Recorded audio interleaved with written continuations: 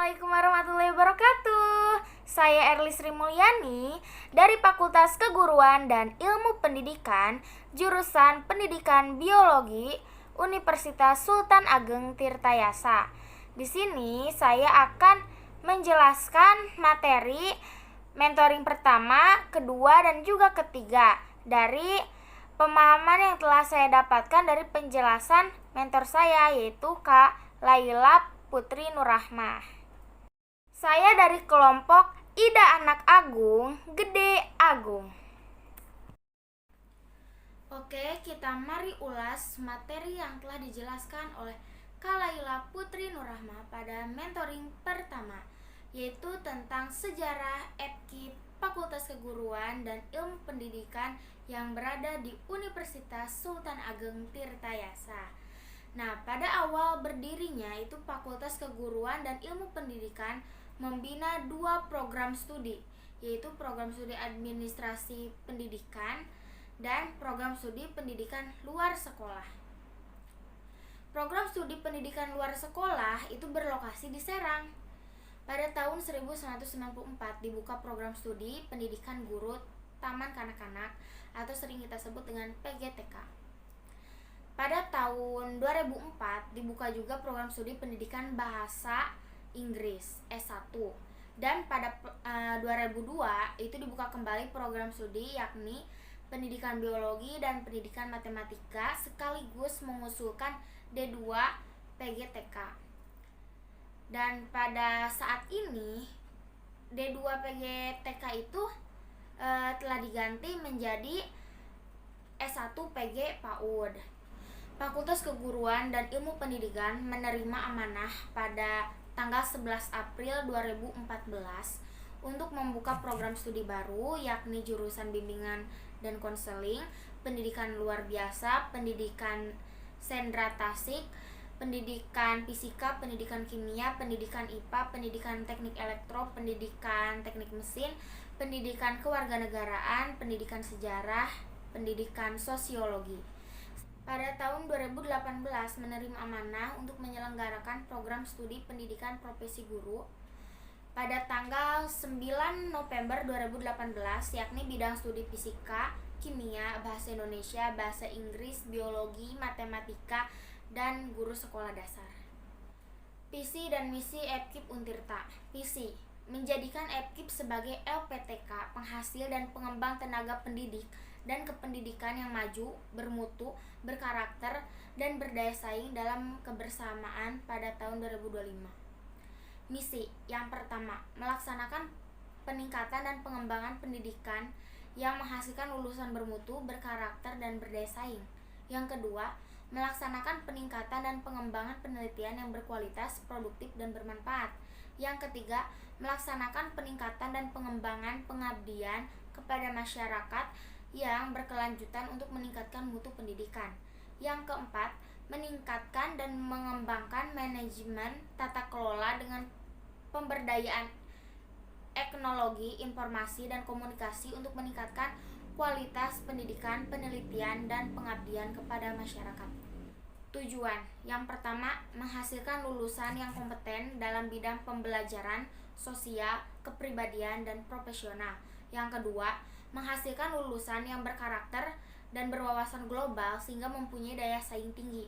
Yang ketiga, menghasilkan karya dan kajian ilmiah dalam bidang pendidikan dan keguruan yang dipublikasikan pada jurnal-jurnal ilmiah. Yang keempat, melaksanakan pengabdian kepada masyarakat yang berkelanjutan untuk meningkatkan mutu pendidikan.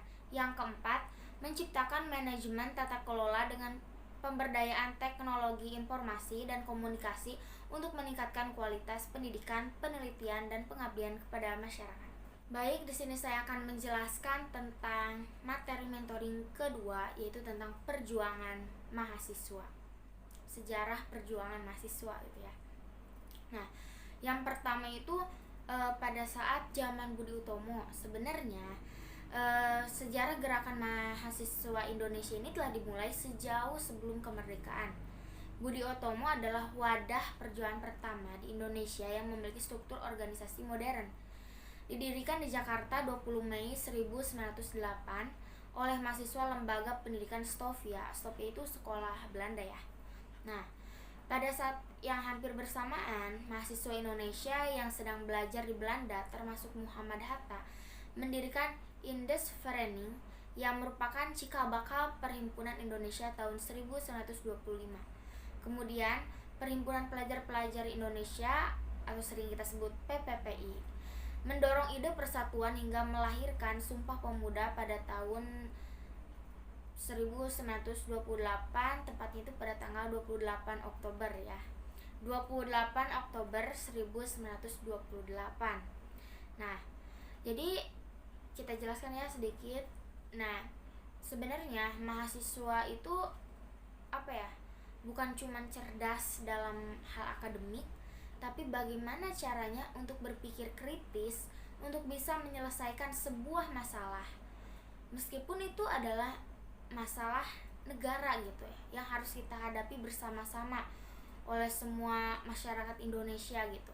Nah, di situ mahasiswa harus mempunyai pikiran kritis bagaimana masalah ini bisa terselesaikan, bagaimana rakyat Indonesia yang dari pulau Sabang sampai Merauke itu yang berpisah-pisah, yang tadinya bentuknya kerajaan, yang tadinya suku, yang tadinya cuma berpulau-pulau, bagaimana caranya dengan atas nama negara Indonesia ini, walaupun Indonesia ini bentuknya pulau-pulau terpisah gitu, bagaimana kita bisa merasakan bahwa kita ini Indonesia gitu. Kita harus bersatu agar kita merdeka, ya kita harus bersatu gitu, biar gak ada penjajah yang berani mengganggu persaudaraan antara kita gitu, antara rakyat Indonesia.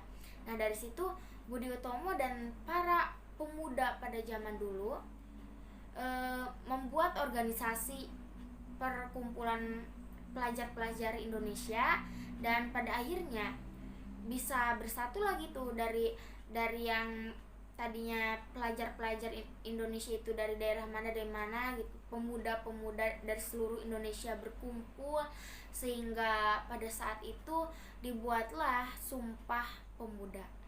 Perjuangan menjelang proklamasi kemerdekaan pun tak bisa dilepaskan dari peran para pemuda dan mahasiswa. Salah satu peran Angkatan Muda 1945 yang bersejarah adalah kasus penculikan Soekarno dan Hatta ke Rengas Dengklok oleh kelompok Hairul Saleh dan Sukarni. Di sana mereka mendesak proklamasi segera dilakukan. Nah, sebenarnya di sini tuh tujuannya tuh bukan untuk menculik ya, sebenarnya itu untuk mengamankan. Karena kan pada zaman dulu antara anak muda dan orang tua itu berbeda gitu pikirannya. Nah, yang orang tua itu kayak udah agak-agak kasut gitu kan sama yang orang Belanda. Nah, yang anak muda itu masih berpikir kritis gitu. Kan Belanda itu sebenarnya gimana ya, manis-manis tapi nusuk gitu. Nah, rakyat Indonesia yang pemuda-pemuda ini pada zaman dulu, mereka ingin Indonesia ini segera merdeka gitu, agar tidak ada negara asing lagi di negara kita ini gitu. Makanya pada saat itu anak muda ini seperti Hairul Saleh dan Sukarni itu mengamankan Soekarno dan Hatta ke Rengas Dengklok itu untuk apa ya? Untuk menegaskan gitu. Ayolah cepat bacalah proklamasi. Cepatlah merdekakan Indonesia ini gitu. Kami tidak mau nih di dalam keadaan yang seperti ini aja gitu. Nah, pada saat itu ya diamankanlah Soekarno dan Hatta oleh para pemuda untuk tujuannya untuk segera memerdekakan diri. Semenjak kemerdekaan, aliansi kelompok mahasiswa semakin marak, meski banyak yang berafiliasi dengan partai politik, misalnya Gerakan Mahasiswa Nasional Indonesia (GMNI) dekat dengan Partai Nasional Indonesia (PNI), dan masih banyak gitu ya, Himpunan Mahasiswa Islam dekat dengan Masyumi. Pokoknya banyak lah gitu. Di situ banyak terbentuk gitu ya golongan-golongan anak muda, bangsa perkumpulan mahasiswa-mahasiswa, tapi mereka juga dekat dengan kelompok-kelompok lain gitu. Kemudian pada tahun 1965 sampai 1966 Beberapa kelompok pemuda dan mahasiswa Indonesia terlibat dalam perjuangan yang ikut mendirikan Orde Baru. Gerakan ini dikenal dengan istilah Angkatan 66. Tokoh-tokoh mahasiswa saat itu adalah mereka yang kemudian berada pada lingkar kekuasaan Orde Baru. Di antaranya Comas Batubara, Sopyan Wananandi, Yusuf Wananandi, Akbar Tanjung, dan lain-lain. Pembangunan Taman Mini Indonesia Indah pada tahun 1972 juga menuai polemik karena penggusuran besar-besaran. Selain itu, isu kenaikan harga beras hingga korupsi juga memicu unjuk rasa di berbagai titik. Sedangkan demonstrasi besar dilakukan untuk memprotes kedatangan Perdana Menteri Jepang Kakuei Tanaka hingga peristiwa Malari pada 15 Januari 1974. Seruan turunkan Soeharto pertama kali terdengar itu pada tahun 1977. Saat itu aksi mahasiswa tidak lagi berporos di Jakarta, namun meluas hingga kampus-kampus di Bandung, Surabaya. Berbagai aksi ini selalu berhasil digagalkan hingga tahun 1998.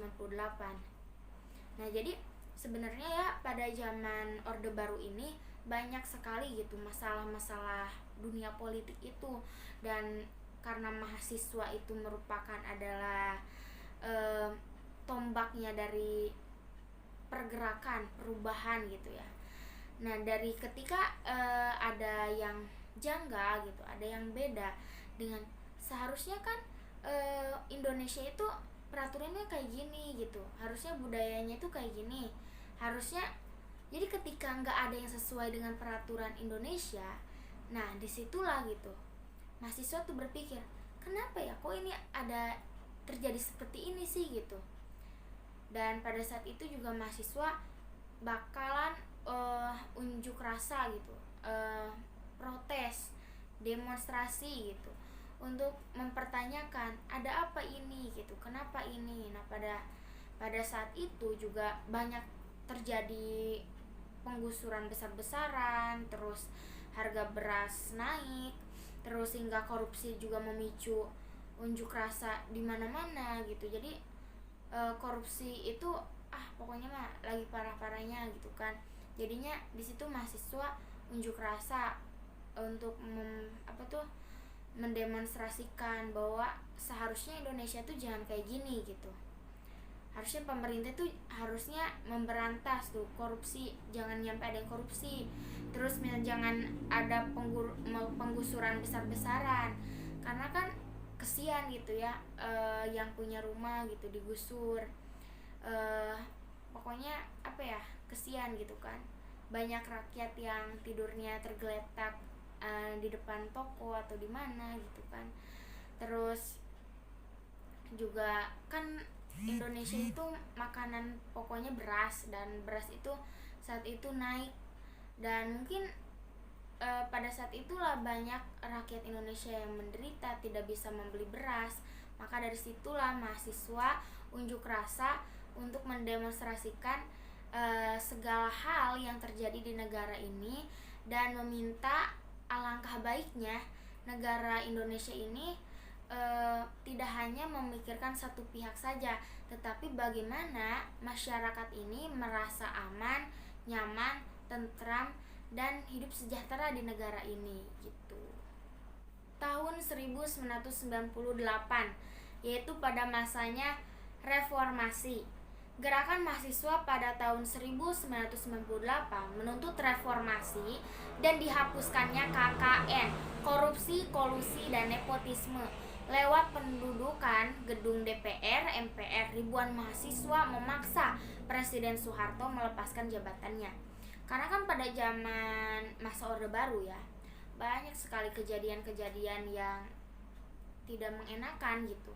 Banyaknya korupsi gitu, banyaknya korupsi, kolusi, nepotisme, terus harga beras naik, banyaknya penggusuran di mana-mana gitu kan, besar-besaran lah.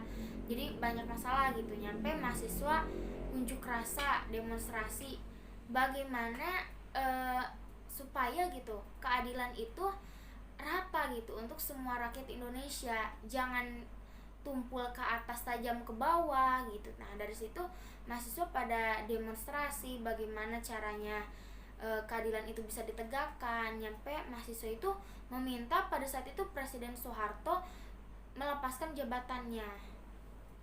Dari Jakarta, unjuk rasa juga meluas di berbagai daerah dan tak jarang diwarnai bentrokan.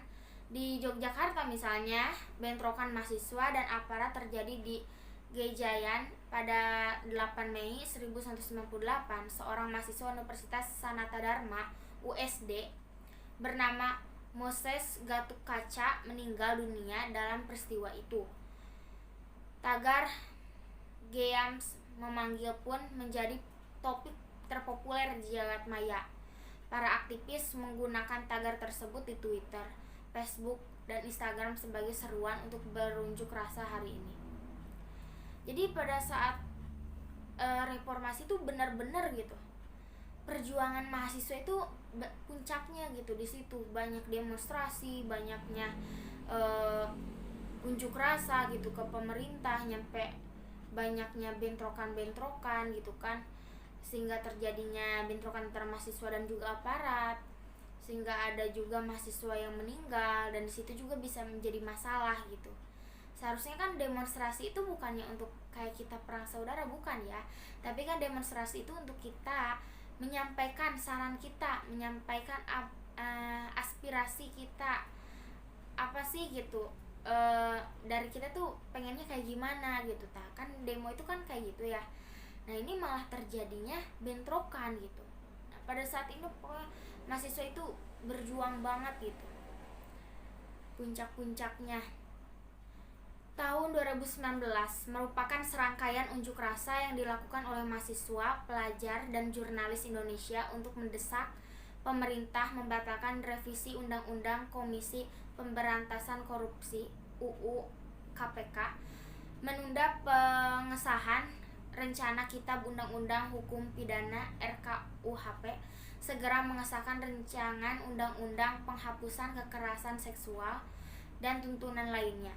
Rangkaian unjuk rasa ini dimulai pada 23 September di daerah Gejayan, Yogyakarta, alun-alun Tugu, Kota Malang, Semarang, dan Balikpapan, yang diikuti oleh mahasiswa dari berbagai perguruan tinggi. Pada tanggal 24 September bertepatan dengan 20 tahun tragedi Semarang, mahasiswa menggelar unjuk rasa di gedung DPR saat rapat paripurna dan gedung pemerintahan daerah lainnya di berbagai wilayah.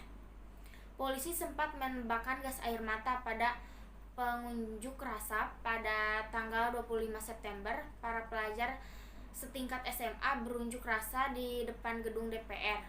Unjuk rasa ini sempat berlangsung damai, tetapi saat menjelang sore, unjuk rasa memanas dan polisi kembali menembakkan gas air mata. Pada pengunjuk rasa pada tanggal 26 September, mahasiswa di Surabaya mengadakan unjuk rasa untuk menuntut Presiden Joko Widodo menerbitkan peraturan pengganti Undang-Undang Perpu UU KPK. Jadi sebenarnya setelah masa Orde Baru, masa reformasi, nggak cuma di situ doang gitu perjuangan mahasiswa tuh, karena di setiap pergantian pemerintah itu suka ada aja gitu masalah. Bahkan pada tahun 2019 aja ketika presidennya udah Pak Joko Widodo, itu masih ada masalah tentang rancangan undang-undang dasar, sehingga dari situ mahasiswa itu mengadakan lagi tuh demo gitu, mengadakan demonstrasi gitu, kumpul seluruh masyarakat, seluruh mahasiswa gitu, seluruh mahasiswa Indonesia. Bahkan gak cuma mahasiswa doang gitu pada tahun 2019 itu, bahkan pelajar, jurnalis, hampir semua gitu kan, rakyat Indonesia gitu ikutan demo gitu, karena ya menurut rakyat Indonesia gitu peraturan itu serasa nggak cocok gitu, karena kan sebenarnya kita juga ketika memberikan peraturan itu harus sesuai gitu ya, bagaimana budayanya, bagaimana ideologinya. Sedangkan kan Indonesia ini ideologi Pancasila gitu ya, terus apakah sesuai gak gitu nih dengan kebudayaan di Indonesia ini, undang-undang ini gitu. Ternyata banyak masyarakat yang nggak setuju gitu pada saat itu, sehingga terjadi lagi lah demo dan demo gitu. Tahun 2020 terdapat rangkaian aksi unjuk rasa yang dilaksanakan sejak Januari 2020 untuk menolak diberlakukannya Undang-Undang Sapu Jagat Cipta Kerja yang disusun oleh pemerintah dan Dewan Perwakilan Rakyat Republik Indonesia. Pemerintah beralasan bahwa penetapan Undang-Undang Sapu Jagat ini bertujuan untuk menciptakan lapangan kerja dan meningkatkan investasi asing dalam negeri dengan mengurangi persyaratan peraturan untuk izin usaha dan proses pembebasan lahan. Di sisi lain, para pengunjuk rasa memprotes materi Undang-Undang Sapu Jagat yang masih belum matang sehingga merugikan banyak pihak. Mereka juga mempertanyakan kepentingan pembahasan undang-undang ini setelah rancangan undang-undang yang lebih penting untuk disahkan, seperti rancangan undang-undang penghapusan kekerasan seksual, ditarik dari pembahasan DPR. Gerakan ini terbentuk dari berbagai kalangan seperti buruh, mahasiswa, dan pelajar yang gerakannya hampir terjadi di seluruh kota. Iya, jadi pada saat tahun 2020 juga ya, itu masih ada masalah aja gitu, masih sama tentang undang-undang dasar, tentang peraturan gitu yang dibuat oleh pemerintah untuk Indonesia ini gitu. Jadi rakyat Indonesia merasa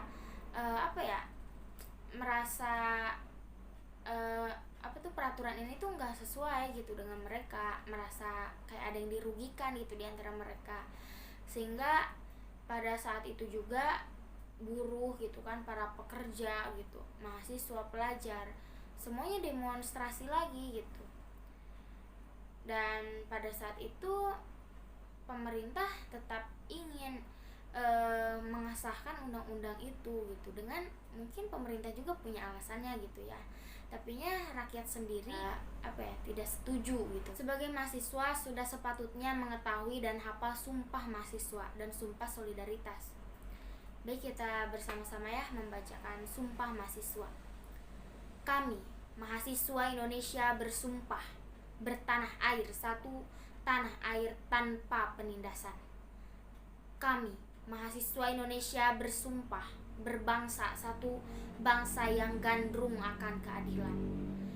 Kami, mahasiswa Indonesia, bersumpah berbahasa satu, bahasa kebenaran, bahasa tanpa kemunafikan. Nah, sebenarnya dari setiap arti dari sumpah mahasiswa ini, sumpah mahasiswa bertanah air satu, tanah air tanpa penindasan. Jadi sebenarnya mahasiswa ini bergerak gitu, gak cuma di bidang pendidikan, tapi bagaimana sebagai jiwa pemudanya gitu, anak muda, mahasiswa itu ingin menjadi pejuang hebat. Bagaimana negara ini bisa berjalan tidak ada merasa yang dirugikan gitu. Jadi harus keadilan itu benar-benar serata-ratanya gitu. Jadinya jangan sampai ada yang merasa tertindas dan ada yang sangat merasa bahagia diuntungkan gitu. Jadinya mahasiswa itu tidak ingin gitu Indonesia ini di atas penindasan gitu. Jadi gak mau gitu di tanah air kita itu ada penindasan. Nah, yang kedua itu ada kami mahasiswa berbangsa satu, bahasa yang gandrung akan keadilan.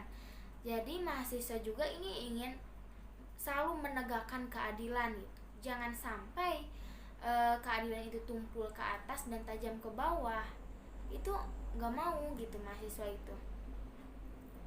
Dan yang ketiga, kami mahasiswa Indonesia bersumpah berbahasa satu, bahasa kebenaran, bahasa tanpa kemunafikan. Jadi seharusnya emang kunci hidup itu adalah jujur. Harus jujur, jangan ada kebohongan. Karena kalau ada kebohongan pasti akan membuat kebohongan-kebohongan lainnya untuk menutupi kebohongan yang satu itu. Jadi kalaupun misalnya ya nih, jadi mahasiswa itu emang harus dididik untuk selalu jujur. Jangan dari mahasiswanya aja gitu ya, dari saat anak kecil itu harus jujur. Karena biar nanti ketika sudah menjadi orang dewasa, udah jadi seorang pemimpin, dia akan terbiasa dengan kejujurannya, bertanggung jawab dengan sikapnya, enggak berbohong untuk menutupi segala kesalahannya, enggak juga berbohong dengan segala kemunafikan yang dibuat-buat gitu kan, untuk menutupi aib-aibnya gitu. Enggak, jadi harus jujur gitu ya, karena kunci sukses, kunci hidup itu adalah jujur. Dan mahasiswa harus terbiasa dengan sikap jujur itu. Bahkan jangan cuma terbiasa, tapi emang harus benar-benar ditanamkan pada diri seorang mahasiswa, karena pemuda hari ini adalah pemimpin di masa yang akan datang. Kalau pemimpinnya suka berbohong, bagaimana dengan negara ini gitu. Nah, jadi ketika kita mau menjadi pemimpin, kita harus mengedepankan kejujuran, kebenaran, sumpah solidaritas. Kami adalah satu, tidak ada perbedaan di antara kami. Kami tidak mengenal kata lelah, tunduk tertindas, atau bangkit melawan, karena mundur adalah sebuah pengkhianatan. Ini yang suka ucapkan oleh mahasiswa, suka disumpah-sumpahkan gitu kan, sumpah solidaritas mahasiswa. Kami adalah satu. Iya, kami adalah satu, mahasiswa Indonesia. Tidak ada perbedaan di antara kami. Mau agamanya apa, rasnya apa, sukunya apa. Jangan ada yang saling menghina tentang agama, ras, budaya, adat istiadat. Semua itu kita sama-sama Indonesia. Gitu kan. Sama-sama mahasiswa. Gak ada perbedaan di antara kita. Kita tuh harus bisa saling toleransi sesama manusia, toleransi sama agama.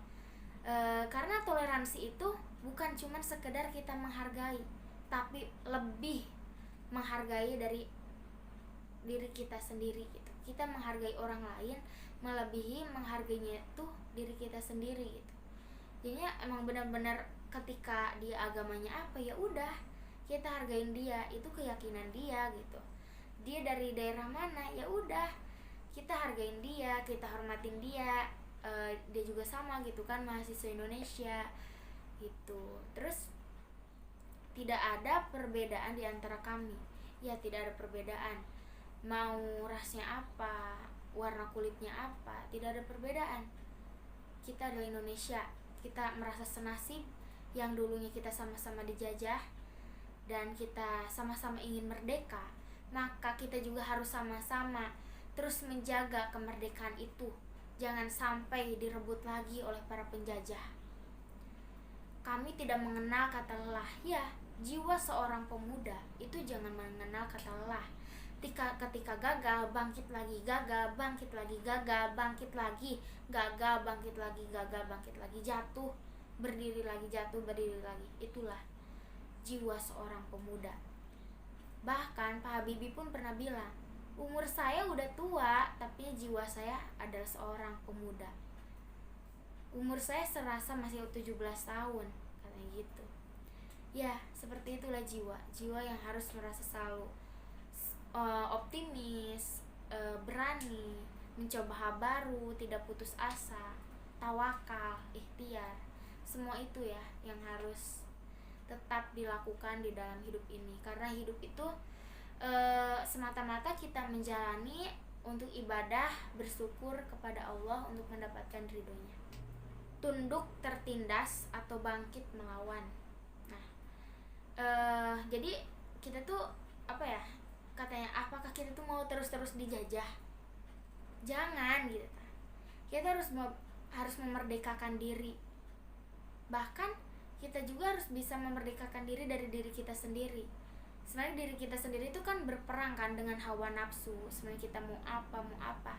Tapi kita tuh jangan mau gitu tertindas oleh diri sendiri, apalagi sama orang lain gitu, sama negara lain gitu. Kita harus bangkit. Kita harus punya tujuan, kita harus punya kepastian gitu. Dan kita harus bisa menentukan tujuan kita, memerdekakan diri kita untuk maunya memilih apa, siapnya di mana gitu kan. Terus karena mundur adalah sebuah pengkhianatan.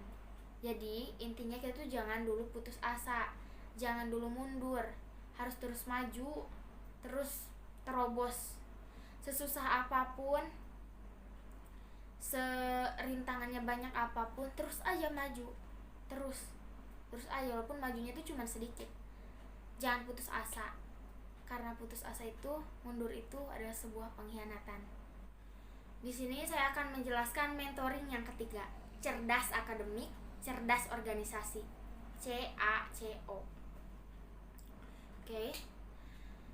Di sini latar belakang. Mahasiswa itu dituntut untuk berperan lebih, tidak hanya bertanggung jawab sebagai kaum akademis, tetapi di luar itu wajib memikirkan dan mengembangkan tujuan bangsa.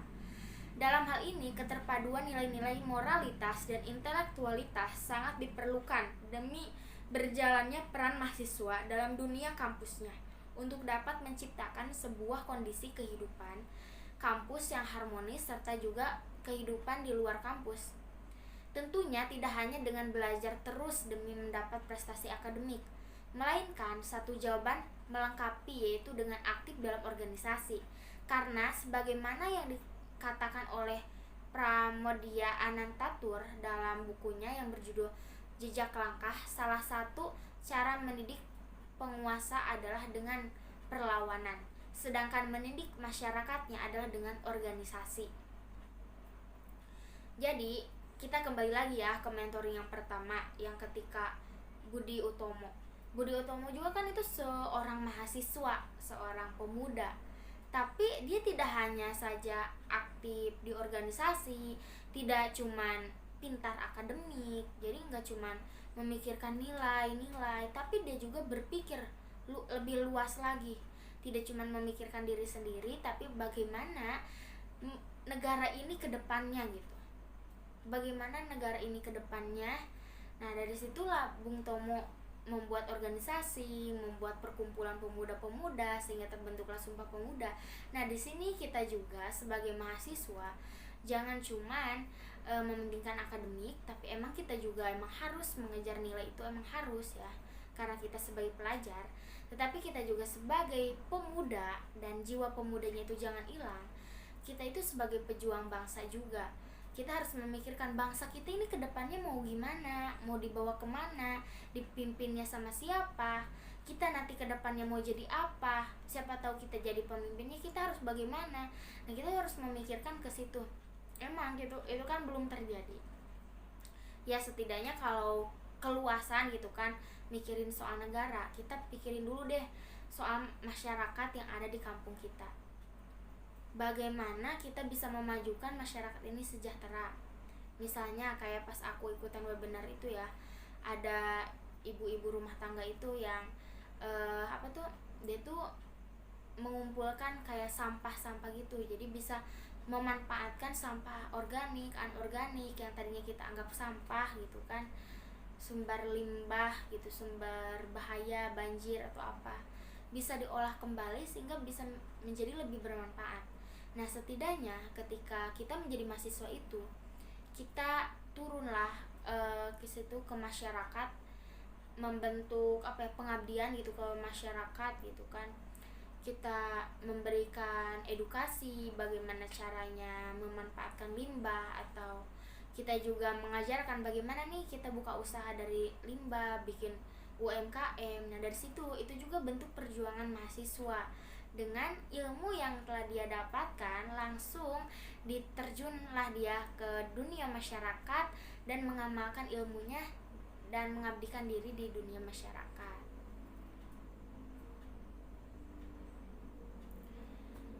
4 tipe mahasiswa. Tipe pertama, Cooper, kuliah perpus rumah. Ini merupakan tipe mahasiswa yang selalu mementingkan nilai, IPK gitu kan. Belajar. Tapi sebenarnya hidup itu emang harus seimbang, antara belajar, antara bermain, tidur, makan. Semua itu emang harus seimbang gitu. Karena kalau ketika ada yang terlalu berlebih, ya emang bagus itu di situnya. Tapi di sisi lain bagaimana? Apakah bagus? Enggak kan? Ada buruknya juga gitu. Jadi sebenarnya hidup yang baik itu yang seimbang gitu antara dunia, akhirat. Nah, tapi ya jika kita emang ingin memilih jadi mahasiswa yang berprestasi, itu bagus gitu, bagus. Ya berfokuslah di situ, profesional lah di situ gitu ya. Nah, yang tipe kedua itu kura-kura, kuliah rapat. Ini biasanya mahasiswa yang aktif di organisasi terus terus gitu ya, bikin acara organisasi, biasanya mahasiswa yang seperti itu. Terus ketiga itu kunang-kunang, kuliah nangkring. Ini tuh mahasiswa tipe yang kuliahnya tuh ya kuliah gitu, asal kuliah aja, ngerjain tugas masuk, tapi nya nggak ikutan organisasi gitu, lomba-lomba gitu enggak juga gitu, ya udah nangkring aja gitu kan ke kampus gitu. Terus yang tipe keempat ini tipe pertama dan tipe kedua, yang aktif organisasi sama prestasi akademiknya juga bagus gitu. Jadi ini nih yang disebut seimbang, antara organisasi prestasi seimbang, jadinya bagus gitu kan ya. Tapi kalau emang kalian ingin memilih yang akademik doang juga bagus gitu kan, untuk terus profesional di bidangnya bagus gitu kan, dan lebih bagusnya lagi gitu ketika kalian ingin lebih mengenal lagi dunia yang lebih luas, itu seperti organisasi, mempertambah pertemanan gitu kan.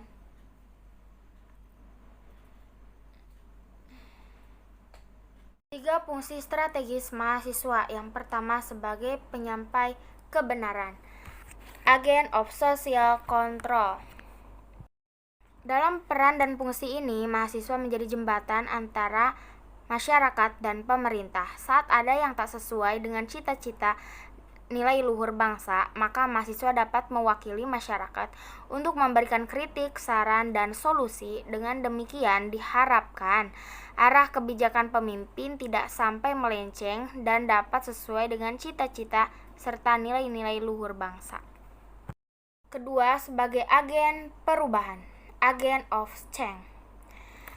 Mahasiswa merupakan penggerak perubahan ke arah yang jauh lebih baik. Melalui pengetahuan, ide, dan keterampilan yang dimilikinya, mahasiswa bisa menjadi komotif kemajuan. 3. Mahasiswa sebagai generasi penerus masa depan, Iron Stack. Mahasiswa diharapkan dapat menjadi sosok yang berkepribadian baik dan berakhlak mulia. Hal ini karena mahasiswa berperan sebagai penerus bangsa. Masih banyak lagi nih tugas esai. Belum dari fakultas, belum dari univ, jurusan pula. Kurus semangat nih, besok terakhir. Mana bikin video penelitian juga belum, PPT belum. Aku harus buru-buru nih. Tapi ngantuk. Kurus semangat.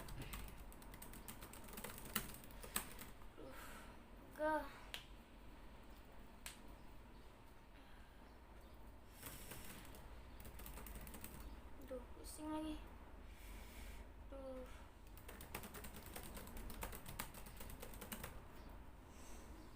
Ngantuk.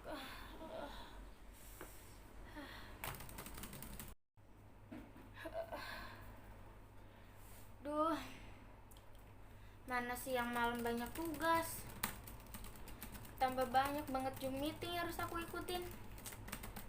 Belajar online tuh kayak gini ya, harusnya punya semangat lebih nih. Kira-kira ada gak ya yang nemenin aku selama belajar online biar aku semangat? Ada! Ini dia, susu Presian Play. Susu yang kaya akan vitamin. Ini sangat cocok sekali untuk menemani kita yang sedang belajar online. Karena dengan minum susu ini, badan kita serasa lebih segar, lebih berenergi, dan lebih semangat. Yuk, kita minum susu Presian Play-nya, biar lebih semangat.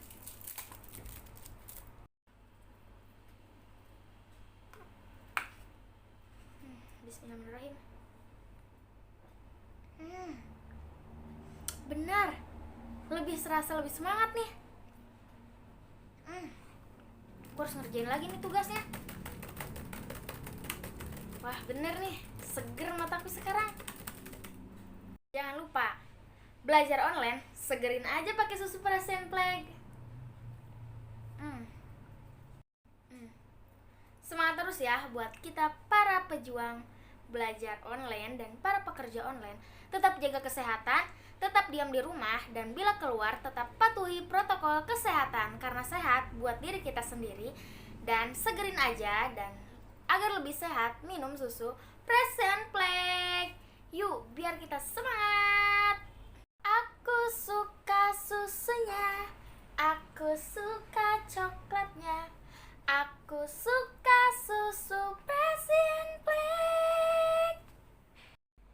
Mungkin dicukupkan sekian untuk mereview mentoring pertama, 2, dan 3. Mohon maaf bila ada kekurangan. Wabillahi taufiq wal hidayah. Wassalamualaikum warahmatullahi wabarakatuh.